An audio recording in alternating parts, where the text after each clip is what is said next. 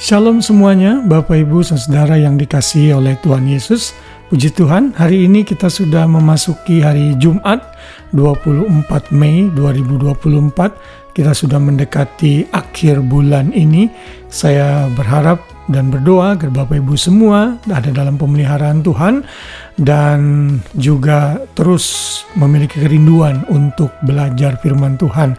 Dan dalam renungan malam pada hari ini, seperti biasa saya kembali membagikan renungan ini untuk menemani waktu tidur saudara, sehingga saudara bisa diperlengkapi dengan firman, diingatkan lagi dan termotivasi tentunya untuk memberitakan Injil yang kita sudah pelajari sepanjang bulan ini sampai hari ini.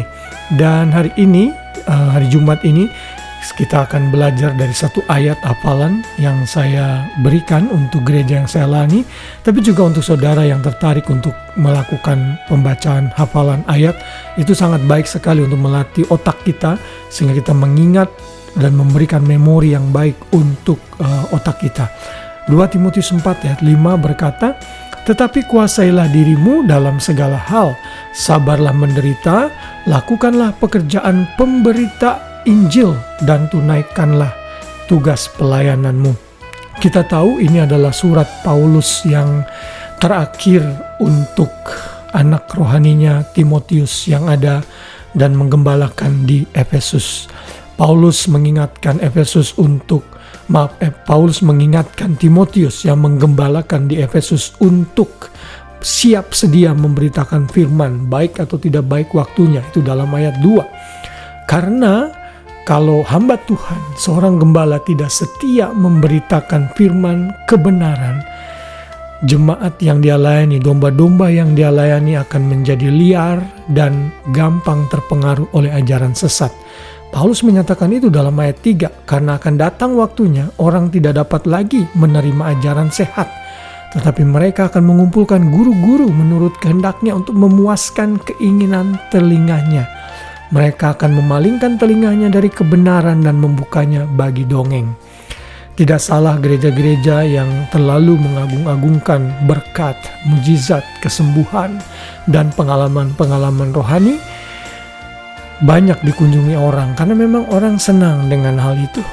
Tetapi gereja-gereja yang mengajarkan kebenaran firman yang solid, yang tidak kompromi dengan liberalisme, dengan alur dunia yang semakin sesat ini, biasanya gereja itu akan ditinggalkan Tuhan. Tidak mengapa, karena yang Tuhan mau adalah gereja yang dikuduskan dan disucikan. Dan saya berharap saudara sebagai jemaat Tuhan yang mendengarkan renungan ini untuk tidak hanya mencari pengalaman-pengalaman rohani belaka. Saya mengatakan bukan berarti itu tidak perlu, tetapi itu tidak esensial, tidak memiliki porsi yang penting. Yang Tuhan mau adalah kita belajar kebenaran firman yang sungguh-sungguh dari sound doctrine. Ayatnya ngomong apa, kita pelajari baik-baik dan kita ajarkan. Dan itu yang saya oleh anugerah Tuhan coba lakukan dalam renungan malam ini, dan juga dalam setiap khotbah yang saya berikan kalau Tuhan berikan kesempatan.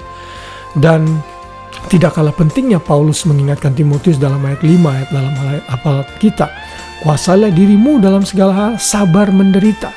Ternyata sebagai hamba Tuhan, Timotius pun harus siap menderita, terutama penderitaan dari para pengajar-pengajar palsu yang berusaha menggerogoti jemaat Tuhan, domba-domba Tuhan yang innocent, yang tidak mengerti.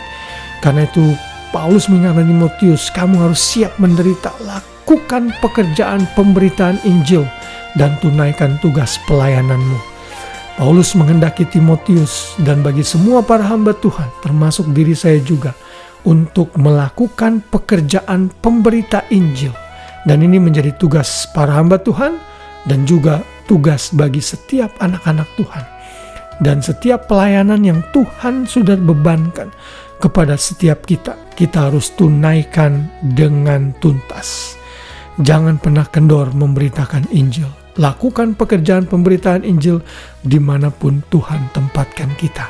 Tugas Paulus sudah hampir selesai. Dalam pasal ini Paulus menyatakan dalam ayat berikutnya, mengenai diriku, darahku sudah mulai dicurahkan sebagai persembahan dan saat kematianku sudah dekat. Aku telah mengakhiri pertandingan yang baik. Aku telah mencapai garis akhir dan aku telah memelihara iman. Saudara, saya berharap ayat ini memotivasi saya juga sebagai hamba Tuhan. Biar saya setia sampai garis akhir dan memelihara iman, komitmen dan setia dalam pelayanan saya. Karena kalau kita melakukan pemberitaan Injil, menyampaikan firman Tuhan dengan setia, Tuhan katakan ada upah. Ayat 8 mengatakan, sekarang telah tersedia bagiku mahkota kebenaran yang akan dikaruniakan kepadaku oleh Tuhan, hakim yang adil pada harinya. Tetapi bukan hanya kepadaku, melainkan juga kepada semua orang yang merindukan kedatangannya.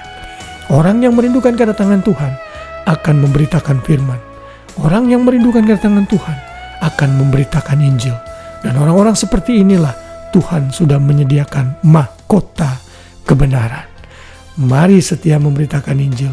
Mari setia memberitakan kebenaran firman Tuhan. Lakukan tugas ini dengan setia dan tunaikanlah tugas pelayanan kita bersama. Haleluya. Tuhan memberkati kita semua. Kiranya saudara bisa tidur dan beristirahat dalam naungan Tuhan. Biar sepanjang malam saudara tidur dengan nyenyak. Dan besok pagi saudara bangun dengan tubuh, jiwa, raga yang sehat. Dengan rahmat Tuhan yang baru setiap pagi. Biar sukacita Kristus dan damai Kristus memenuhi hati kita semua. Tuhan memberkati dan selamat malam. Shalom.